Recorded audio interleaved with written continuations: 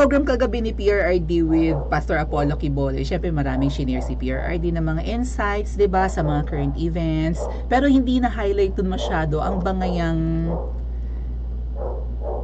Senadora Amy and First Lady Liza.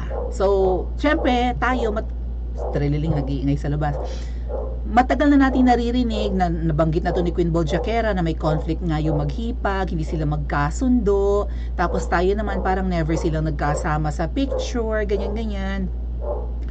So, yeah, parang okay, iisa pa lang ang nagsasalita, nagbubuking nga na maraming ang binuking si Queen Boljakera. May mga nabanggit pa nga siya na inutusang bumili ng kung si Pebbles ba yun? Anyway, nadulas yata si Senadora Amy doon sa parang pag-uusap nila ni Queen Boljakera. And also, lumabas din si Direk Daryl Yap, nag-post siya patungkol dito na may conflict nga po ang maghipag, ayaw lang aminin ni Senadora Amy. 'Di ba? At ano nga ba ang dahilan ng kanilang hindi pagkakaunawaan? Kasi kung tayo, bibihira naman yung ganyan. Actually, mabuti na lang, siguro, not to brag, mabubuting tao kami. Ang hipag ko, ang asawa ng kapatid ko, okay kami. No? Si mama at saka si papa, okay sa hipag namin. Kasi yung hipag ko rin mabait din. Masipag magluto, ganyan, responsable kasi panganay rin katulad ko. So wala rin kaming masabi. Wala kaming maipinta sa hipag ko, mabait din naman. At saka maganda rin na na hiwalay ako sa kanila kasi baka mamaya pag magkakasama kami sa isang bahay, kahit married din yung kahit married din yung kapatid ko, bunso siya at least sa mga dalawa lang kami, namatay talaga yung actual na bunso namin. So itong pangalawa kong kapatid na parang bunso na since pumanaw na nga yung pinakabunso, siya na yung parang, 'di ba? Siya na yung eventually magmamana ng aming ancestral house, yung bahay ng mga magulang ko. So doon sila nakatira ng kanyang asawa, yung kapatid ko tsaka yung hipag ko, sa bahay namin, sa bahay ng mga magulang ko, na hindi na sila humihiwalay. At saka yung lupa nga na yun, actually binigay ko na sa kanila. Ganyan, sabi ko, inyo na yan, wag na nating pagbangayan yan at ang lupa ay laging away ng mga nakaraan naming yung mga naunang henerasyon sa amin, mga palolo, 'di ba, mga lolo-lola, tiyuhin, tiyahin, kahit sina papa at ang kanyang mga kapatid, sina mama at mga kapatid, ang pinagbabangayan lupa. So, yun nga, ma-share ko lang na kami ng kapatid ko, since tatlo kami, nawala na yung isa, dalawa na lang kami. So, bakit pa namin pag-aawayan ang lupa? Although, sabi nga sa akin ni mama, ba't mo naman give up yung property na yun? Sabi ko, hayaan mo na mama, ako naman ang panganay. Ako naman ang may kakayahan balang araw, hopefully, di ba? At saka panganay ako na makabili ng property or real estate. So pag-iipunan ko na lang yan. Ang kapatid ko at least kahit papano okay na siya. Tsaka pagdating naman po sa trabaho, mas okay, kumbaga mas okay yung career ko kaysa sa kapatid ko. So nilet go ko yung lupa, binigay ko na sa kanila. Pero ang laki ng presyo nun ngayon. Alam yung lupa, lumalaki ang value, no? Hindi ko lang alam kung pinag-aawayan ni Senadora Amy at teka lang po, kunin ko lang yung phone ko, at ng kanyang hipag ay patungkol din sa mga mana, sa yaman, sa ari-arian, or sa mga insecurities, di ba? At kung anak-anak pa. So, well, ayun, si Direk Daryl, binulgar-bulgar niya to, pero yung iba, sinasabi, fake news daw si Direk Daryl, fake news daw si Queen Boljakera, hindi naman daw talaga, wala naman daw conflict ang maghipag. Hindi naman po may iwasan yan na syempre may parang ang dating kasi sampid, right? Hindi mo kadugo relative mo lang yun by affinity, hindi mo siya relative by blood. Relative mo lang siya by marriage, right? Hindi mo kadugo sampid sa pamilya, parang ganun yung masakit na term, sampid. So talagang pwedeng hindi magkasundo, lalo't iba rin yung kinalakhan, iba yung, 'di ba, yung way of living, yung practices, kung ano man, 'di ba, yung upbringing, ganyan, yung character, yung values, lahat na principles, personalidad, magkakaiba. So hindi maiwasang may gap, right? May talaga, may bangayan. Pero sa edad nila, I guess yung first lady baka nasa 60s na yan. Senadora Amy baka ganun din, right? So, kung hindi pa man sila senior citizens, papunta na sila sa edad na yon. So, bakit hindi naaayos ang gusot? At sa gusot na yan, baka tayo ang naaapektuhan. Right? Baka tayo ang mag-suffer. At parang ganyan na nga ang nangyayari ngayon. Actually, sa kwento po, sa pelikulang dinirect ni Direk Daryl Yap na Martyr or Murderer, doon ni-reveal na ang buong bansa ay nag-suffer dahil lang sa selos. And that was the story of Madam Imelda, FEM, and Ninoy Aquino. Sa sobrang inggit ni Ninoy na hindi niya nakatuluyan si Madam Imelda, sa sobrang inggit niya at selos kay dating Pangulong Marcos, ay sinira niya ang reputasyon ng Marcos president noon and yung kanyang pamumuno, and syempre si Ninoy naman allegedly ay nakipag-tie up sa mga makakaliwa at napabagsak nga yung dating Pangulong Marcos. So dahil lang sa selos, inggit, ganyan, pagiging makasarili, buong bansa ang nagdusa. Will history repeat itself now? Hope not, mga ate at kuya, kawawa tayo. Inabot natin di ba? So eto po yung video ni PRRD. And then puntahan natin mamaya yung mga nakalkal ko pang mga proof na parang may gap talaga yung dalawa, no? At saka hanapan natin ng picture, kabe-birthday lang ni Senadora Amy, di ba? Katatapos lang ng kanyang birthday. So tingnan natin kung wala talaga silang bangaya. Tingnan natin kung binati siya ng First Lady. Tingnan natin kung may picture sila together. Di ba? A picture paints 1,000 words. That's all, right? A picture can, express 1,000 words, maybe more, di ba? Kahit it's a snap of history yung picture. It reveals many things, right? So, tingnan natin.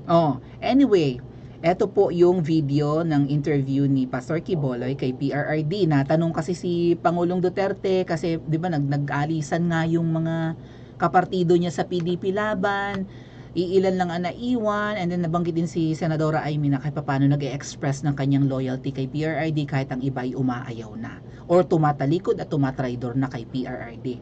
Let's listen to this interview. Mga 1 minute lang, maiksi lang naman.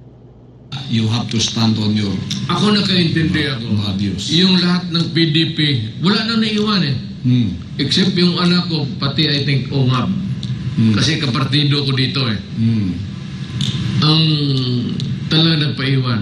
2, 3. Marami kaming PDP noon, lalo nang naging presidente ako. 120. Lahat naglipatan ng PDP. Ang PDP noon wala ni isang membro. Si Senator Pimentel, ako pati, kukunti lang kami. Hindi kami mag-abot ng isang daan. Kung ang presidente ako, lipatan lahat dito kay presidente na. Maraming PDP. Ganon, ngayon, hindi na ako presidente, may bago na. Mga Marcos na Romualdez, magpipinsan yan si Romualdez, pinsan niya si Marcos. Kasi ang nanay niya, Romualdez man, si Imelda. Pero awayan ngayon, yan mismo, si Aimee, Told ya. yung Stood by you. sa bunong pumutok ito, sabi niya, I stand with the Duterte. Kasi outside of the Colombo yun siya. Kasi hindi siya makiintindihan sa bayaw niya. Malinaw, hindi sila magkaintindihan sa bayaw niya. Outside di Colombo si Senadora Amy. So, hindi lang yan literal na outside di Colombo, kundi parang, kahit sa, di ba sa palasyo, nakakatandang ate, tumira ng Malacanang, pero hindi makapunta-punta, minsan lang. Kung may okasyon lang, kung may imbitahan lang ang Senado. Walang choice, sasama siya dahil member of the Senate si Senadora Amy. One time lang yun, nakita natin na may picture si Senadora Amy, malayo pa, hindi pa niya katabi yung hipag niya, nasa gitna yung hipag niya. Diba? So, para bang si Senadora Amy ay nagmamakaawa ng atensyon, gano'n, or whatever. Shout out Senadora Amy. Echapwera. Kakaba-birthday lang ni Senadora Amy. Tingnan natin yung picture ng mga nung birthday niya. So ito yan, 'di ba? Katatapos lang ng birthday niya a week ago. Ayan. Tingin tayo. So sabi nga dito ng iba, anong away, anong hidwaan? Kung may away ba daw at hidwaan, magkasama pa rin kasi, magkakasama syempre magkakamag-anak yan 'di ba? Isang tabi ang hidwaan. Andyan, magkatabi si Senadora Amy, si PBBM, si VP Sara nandito rin. Syempre, magkaibigan si Senadora Amy. Dito sinabi ni Miss Maharlika na parang kinausap ni Senadora Amy at VP Sara si Kuting, di ba, na baka pwedeng ipagtanggol mo naman ang vice presidente mo at kinakawawa na at inaapi na, kinukuyog na. At dyan yata niya sinabi na wala siyang magagawa. Ganda ng gift mo, Kuting, sa ate mo, ha? Wala kang magagawa. Anong klase kang pangulo? You are the most powerful government official now. Tapos wala kang magagawa para protektahan yung vice president mo. My God, I hate. My God, I hate. So, ayan, picture. O sige, maraming picture, open tayo. Baka may picture si Senadora Amy at saka ang kanyang hipag. Tingin tayo, ha? Okay, yan mga guests, alam niyo na kung sino yon. Ayan, si Madam Imelda. Ulyani na daw yan si Madam Imelda. Talagang, pamali-mali na. 90 plus na 94 na O, tingin tayo, baka may picture. 'Di ba? Wala, okay, wala talaga. Alam niyo, nirepaso ang mga picture, selfie, groupie. Wala akong makitang picture ni Senador Amy at saka ng kanyang hipag. Like po tayo. Maybe puntahan natin nakita ko sa page ng ating presidente na binati naman niya ang kanyang ate. Right? Meron naman siyang greetings. Sige, tingnan natin. Nandito tayo ngayon sa page ni... ba't ayaw mag-scroll? Yan. Binati naman niya yung kanyang ate dito. Yan, lakad niya sa Anemika with Biden, blah blah blah, blah blah blah. Okay, a week ago. Ay! Bakit parang maliit ang anes? Bakit parang maliit ang tiyan? Baka nagda-diet na talagang. Maliit na tiyan na. Sana all. Okay. Ayan, hanap tayo ng batik. Scroll natin. Ayan, ayan.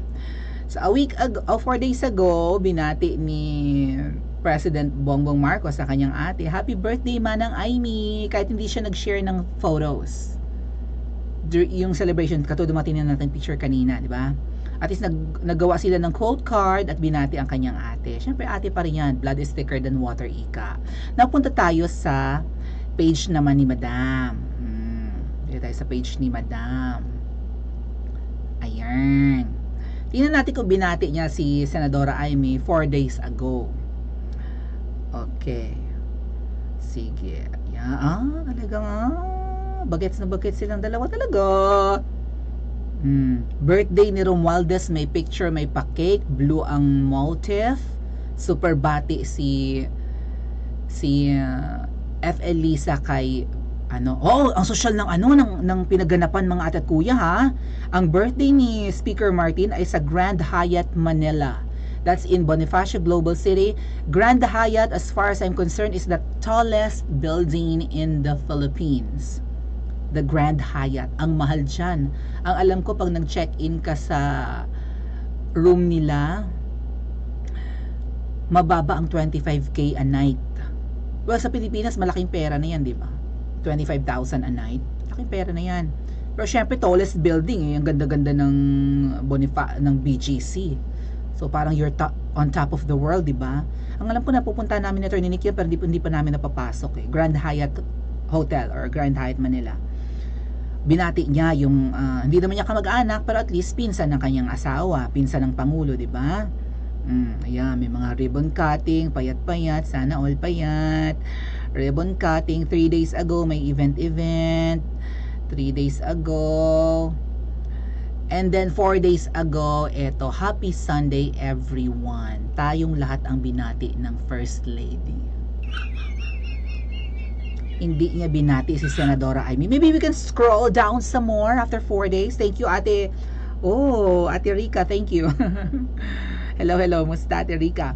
Tingnan natin kung 4 days ago, baka meron pa siyang, November 12, so 5 days ago. Wala eh. Some more. 5 days ago, ribbon cutting, payat-payat. Payat-payat. Sana all payat-payat, no? Payat-payat pa rin sa Malacanang Kineme, may event. Hello, wala na silang pa-concert, nahiya na. 6 days ago, wala na, lagpas na ito sa birthday ni Senator Amy. So, itong picture na to mga ate at kuya, yung picture 4 days ago ito with Madam Imelda, I assume this was taken during Senator Amy's birthday. Ang damit dito ni PBBM ay kulay gray. Nasa likod siya ni FL, di ba? Kulay gray yung damit niya, nakakulay red si Madam Imelda na may Chanel brooch. Si Tamba at saka yung charot. Si Tamba at saka yung babae na sa dulo na asawa niya ay pareho naka kind of a navy blue, right? So, balikan natin yung birthday. Tingnan natin kung yung suot doon ni Tamba ay navy blue, pati yung si Yeda na nasa rightmost corner ay naka navy blue din. Si PBBM ay naka gray dito. Si Madam Imelda naka red na merong Chanel brooch. Balikan natin yung birthday ni Senadora Amy. Tingnan natin. Okay. So, PBBM, ito yung damit niya kanina, di ba? Sa picture nila doon sa lamesa. Madam Imelda's also wearing the same red Filipiniana and Chanel brooch. Tama. Tingnan natin. Gray. Yun na nga yun. Saan ang picture ni Tamba? Gusto ko makita yung picture ni Tamba. Kung ang damit ni Tamba ay ganun din. Kung navy blue baga ang damit. Okay. Hold on. Nasaan ang mga picture ni Tamba? Umatin si Tamba eh. Ano si Tamba, di ba? Wala akong makita ang picture ni Tamba. But at least the point there is, baka may mga nakita natin kanina, hindi lang natin open. Point there is, yung picture na yung kanina sa lamesa with First Lady, yun yung picture during Senadora Amy's birthday, tama? So, bumati lang siya ng happy Sunday sa lahat, pero hindi niya binati ng happy birthday ang kanyang hipag. Ang nakakatandang kapatid, itong si Romualdez, hindi naman kadugo to ni F. Elisa, may pabati siya ng bonggang-bongga. Ang bongga pa ng birthday sa BGC. Tapos yung birthday ni Senadora Amy, ito lang, bumati lang ng happy weekend or happy Sunday para sa atin. Hindi binati ang kanyang ate. Ay, F. Elisa, Ma'am Shikels, di ba ate mo yan? Siyempre ate mo rin si Senadora Amy, ba't hindi mo binati? May conflict ba kayo? Nagsasabi ba ng totoo si Direk Daliap at si PRRD? Ano ang bunga nito? Nitong mga bangayan ng mga nakaupo ngayon, ng mga matataas na tao sa lipunan, baka pa mga Pilipino ang nagdurusa. Sa inyong bangayan, sa inyong sigalot, na Diyos ko, ang tatandaan nyo na hindi nyo pa maayos-ayos. Yan ang mahirap, no? Ano kaya talaga ang cause ng kanilang bangayan, gap, at awayan? Comment nyo nga po sa comment section at mag-like and subscribe din po kayo.